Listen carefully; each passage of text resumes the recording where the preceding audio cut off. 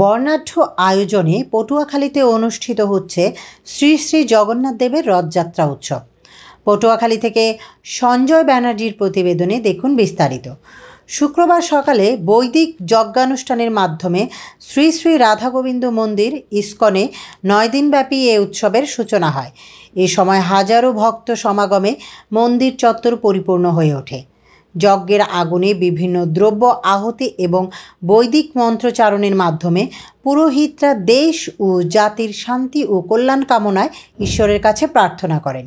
বিকেলে মন্দিরে আলোচনা সভা ও সাংস্কৃতিক অনুষ্ঠানে অতিথি থাকবেন জেলা প্রশাসক, পুলিশ সুপার, বাংলাদেশ পূজা উদযাপন পরিষদ, হিন্দু বৌদ্ধ খ্রিস্টান ঐক্য পরিষদের নেতৃবৃন্দ।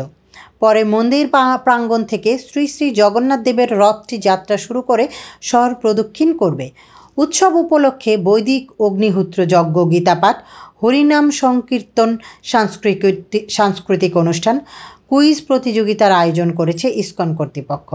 এদিকে শহরের পুরানবাজার শ্রী শ্রী মদনমোহন জিওর আখড়া বাড়ি থেকে বিকেলে জগন্নাথ দেবকে নিয়ে আরও একটি রথ বের হয়ে শহর প্রদক্ষিণ করবে।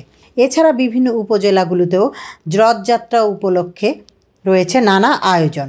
শাস্ত্রমতে ভক্তদের দর্শন দানের উদ্দেশ্যে শ্রী শ্রী জগন্নাথ দেব প্রতি বছর এই তিথিতে আপন আলয় থেকে রথে চড়ে নগর পরিভ্রমণ করে মাসির বাড়ি বেড়াতে যান।